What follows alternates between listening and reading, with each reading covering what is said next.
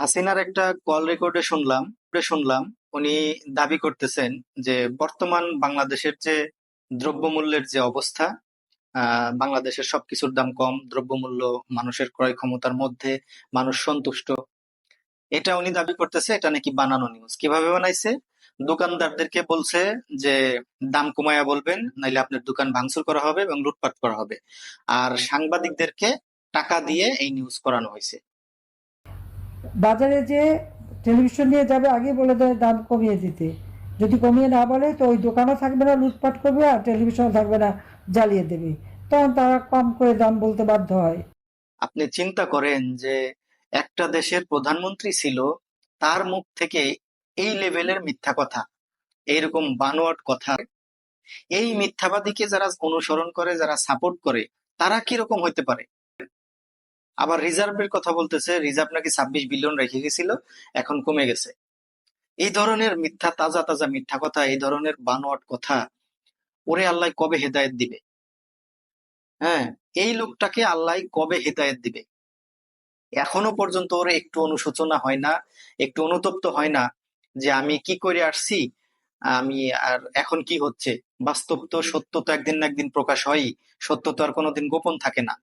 এখনো পর্যন্ত ওর কোনো নেতাকর্মী বা ওর কোনো আহ ওর ভিতরে কোনো ইয়া নাই, পরিবর্তন নাই।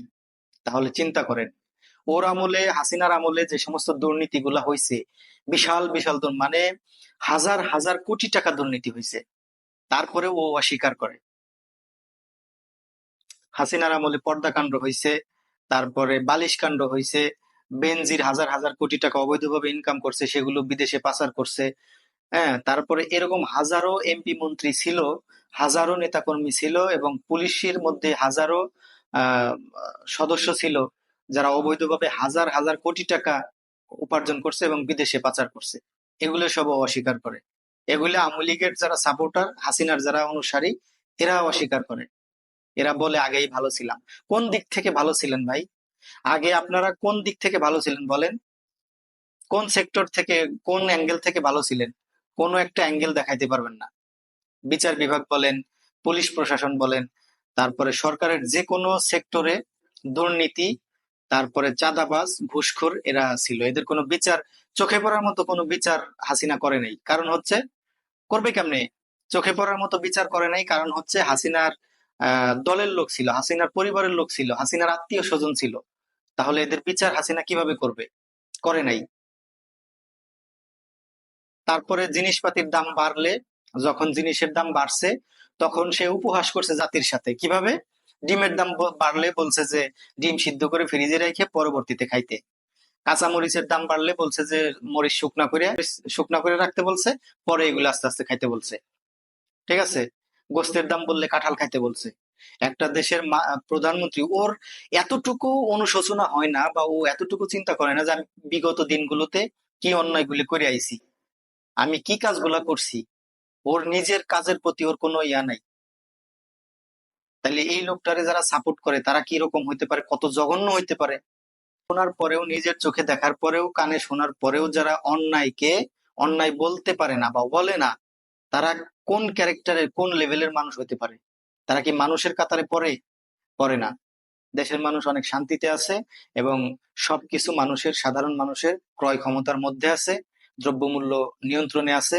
আশা করি দেশটা আরো ভালো হবে, আরো ভালো মতো চলবে। আর বিএনপি কে আমি বলবো যে আপনারা নির্বাচন নির্বাচন করে পাগল হয়েন না প্লিজ।